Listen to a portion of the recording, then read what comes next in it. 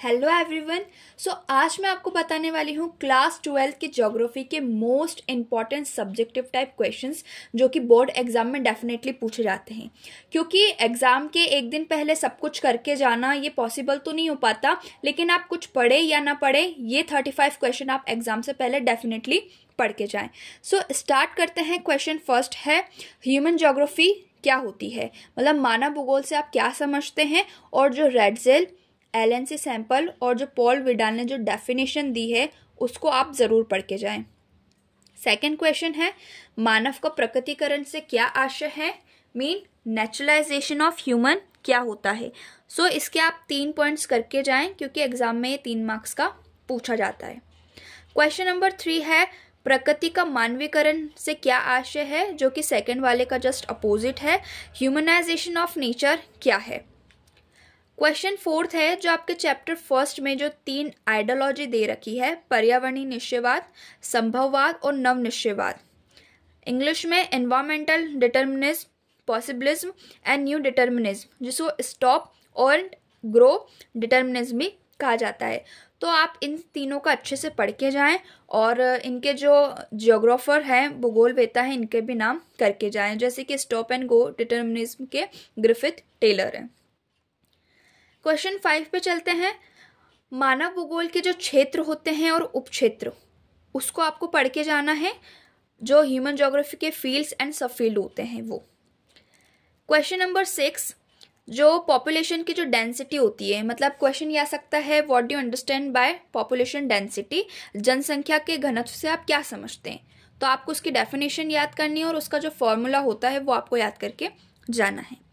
Question number 7 ये है कि जनसंख्या को प्रभावित करने वाले कारक कौन कौन से होते हैं, ऐसे कौन कौन से फैक्टर्स हैं जो कि पॉपुलेशन के डिस्ट्रीब्यूशन को अफेक्ट करते हैं, जो कि 5 मार्क्स का क्वेश्चन तो पूछा ही जाता है।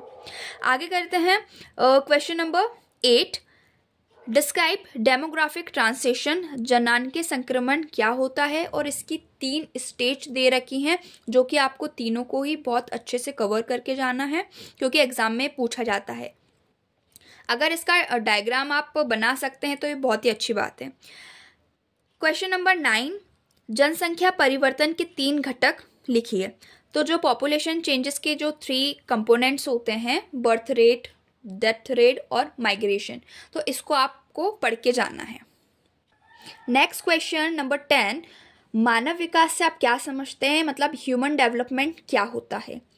Question number 11, growth and development में क्या डिफरेंस होता है, वृद्धि और विकास में क्या अंतर होता है। तो कम से कम आप इसके 3-4 पॉइंटों करके ही जाएं। क्वेश्चन नंबर 12 है, मानव विकास के जो 4 स्तंभ होते हैं उसको आपको करके जाना है। जो 4 पिलर्स होते हैं ह्यूमन डेवलपमेंट के, वो करके जाना है। क्वेश्चन नंबर 13, मानव विकास के जो 4 उपागम होते हैं, मतलब 4 अप्रोचेस जो होते हैं ह्यूमन डेवलपमेंट के, वो करके जाना है क्योंकि एग्जाम में पूछा जाता है और 2-3 ईयर में पूछा भी गया है। जो मैंने प्रीवियस ईयर क्वेश्चन पेपर देखा था तो उसमें क्वेश्चन थे। इसके अलावा क्वेश्चन 14 है, खनन को प्रभावित करने वाले कौन कौन से कारक होते हैं, ऐसे फैक्टर्स जो कि माइनिंग को अफेक्ट करते हैं। इसके अलावा है क्वेश्चन 15, भूमिगत एवं कूपी खनन में अंतर, यानी कि जो सरफेस और अंडरग्राउंड माइनिंग होती है उसमें दोनों में क्या क्या डिफरेंस होता है। इसके अलावा होता है क्वेश्चन 16, सहकारी कृषि एवं सामूहिक कृषि में अंतर। आपको इसमें डिफरेंसेस बताना है कि कोऑपरेटिव एंड कलेक्टिव फार्मिंग में क्या क्या डिफरेंस होता है।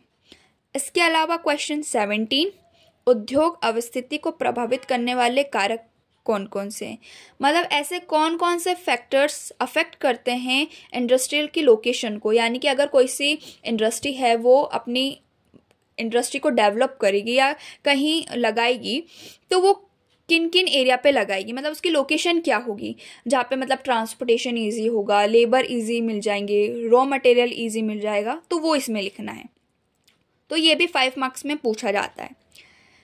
क्वेश्चन नंबर 18, आकार के आधार पर उद्योग का वर्गीकरण, यानी कि जो साइज के बेसिस पे जो इंडस्ट्री का जो क्लासिफिकेशन दे रखा है वो करना है, जैसे कि large scale, small scale industry, cottage industry, तो वो उसके बारे में आपको लिखना है। बड़े उद्योग, छोटे उद्योग, कुटीर उद्योग, तो ये क्या होते हैं इसके बारे में। नेक्स्ट क्वेश्चन नंबर 19, पर्यटन क्या है, इसको प्रभावित करने वाले कारक कौन कौन से होते हैं, टूरिज्म क्या है और ऐसे कौन कौन से फैक्टर्स हैं जो कि टूरिज्म को अफेक्ट करते हैं। तो ये भी क्वेश्चन 5 मार्क्स में पूछा जाता है और कई बार जो है टूरिज्म की जगह जो है ट्रांसपोर्टेशन भी कर देते हैं, मतलब परिवहन भी कर देते, तो इसका भी आप करके जाइएगा। नेक्स्ट क्वेश्चन नंबर 20, फुटकर एवं थोक जो व्यापार होते हैं या जो व्यापारी होते हैं उनमें क्या अंतर होता है। जो रिटेल और होलसेल ट्रेडिंग सर्विसेज होते हैं उन दोनों में अंतर आपको करके जाना है। नेक्स्ट क्वेश्चन नंबर 21, हमारी इकोनॉमिक में ट्रांसपोर्टेशन और कम्युनिकेशन इंपॉर्टेंट रोल कैसे प्ले करते हैं। मतलब इसमें जो ट्रांसपोर्टेशन और कम्युनिकेशंस के फीचर्स लिखने हैं आपको, मतलब विशेषताएं लिखने हैं कि हमारी अर्थव्यवस्था में परिवहन और संचार कैसे महत्वपूर्ण होता है। नाउ क्वेश्चन नंबर 21, पार महाद्वीपीय रेल मार्ग क्या होता है, ट्रांसकॉन्टिनेंटल रेलवे क्या होता है। क्वेश्चन नंबर 23, आप इसको आप अच्छे से समझ लीजिए कि ये क्या होता है। इसमें आपको जो रोडवे, रेलवे, वाटरवे और एयरवे, इन चारों के एडवांटेज एंड डिसएडवांटेज करके जाना है। मतलब इसकी क्या क्या विशेषताएं होती है, कैसे पॉजिटिव इफेक्ट डालता है और कैसे नेगेटिव इफेक्ट डालता है। मतलब कई बार ऐसे क्वेश्चन आ जाते हैं, मतलब कंपैरिजन वाले, तुलना वाले, कि जैसे कि रोडवे कैसे इंपॉर्टेंट है या रेलवे से। दूसरा इसका क्वेश्चन क्या बन सकता है कि जो रोडवे है वो रेलवे से कैसे बेहतर है। तो ऐसे क्वेश्चन आ जाते हैं, तो आपके इसको जो डिसएडवांटेज हैं और एडवांटेज करके जाना। नेक्स्ट क्वेश्चन है, अंतर्राष्ट्रीय व्यापार क्या है एवं यह देश को कैसे लाभ पहुंचाता है। इंटरनेशनल ट्रेड क्या होता है और इससे क्या क्या बेनिफिट्स होते हैं। नेक्स्ट क्वेश्चन, पतन किस प्रकार व्यापार के लिए सहायक होते हैं, पतनों का वर्गीकरण उनकी अवस्थिति के आधार पर कीजिए। ये क्वेश्चन भी इंपॉर्टेंट है, पिछले साल ये 3 मार्क्स का पूछा गया था कि जो पोर्ट्स हैं वो कैसे हेल्पफुल होते हैं ट्रेड में, और पोर्ट्स के क्लासिफिकेशन आपको पता होनी चाहिए उसके लोकेशन के बेसिस पे।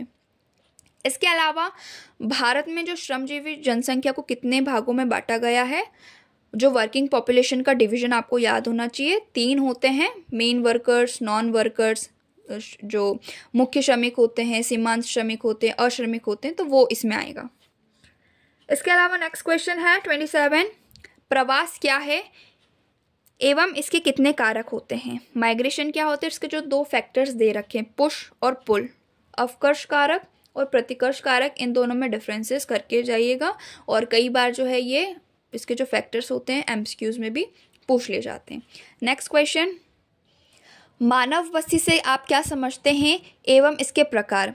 जो ह्यूमन सेटलमेंट क्या होता है और उसके जो 4 टाइप दे रखे हैं, क्लस्टर, सेमी क्लस्टर, वो आपको करके जाना है।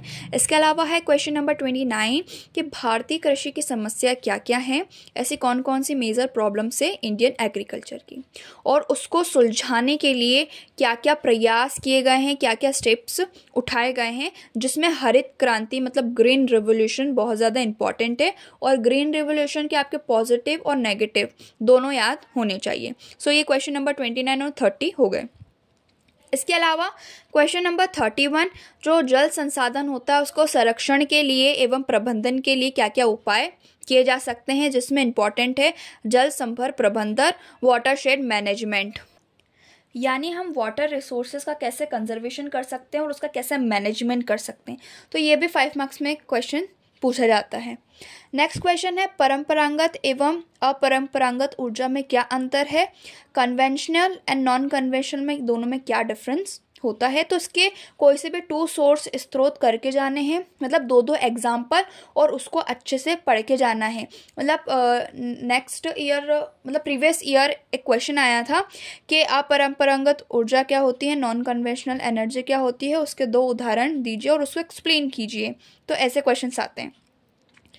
नेक्स्ट है, सतत पोषणीय विकास से आप क्या समझते हैं और इसको बढ़ावा देने के लिए 5 उपाय, मतलब सस्टेनेबल डेवलपमेंट क्या होते हैं और ऐसे कौन कौन से स्टेप्स हैं या वे हैं जिससे हम इसको प्रमोट कर सकते हैं या बढ़ा सकते हैं। नेक्स्ट है, धरातलीय एवं भूमि जल संसाधन दोनों में क्या डिफरेंस होता है, सरफेस या कहें टेरेस्ट्रियल, ग्राउंड वाटर, दोनों में क्या डिफरेंस होता है। लास्ट क्वेश्चन है 35, नगरीय अपशिष्ट पदार्थ से कैसे निपटा जा सकता है, यानी कि जो भी वेस्ट मटेरियल है, चाहे वो अब अर्बन का हो सकता है या रूरल का हो सकता है, सो ऐसे क्वेश्चन आ सकते हैं कि आप उससे कैसे डील कर सकते हैं या उसको कैसे आप मैनेज कर सकते हैं। सो ये थे कुछ इंपॉर्टेंट क्वेश्चंस ज्योग्राफी के, जो कि आपको डेफिनेटली एग्ज़ाम से पहले पढ़ के जाना चाहिए।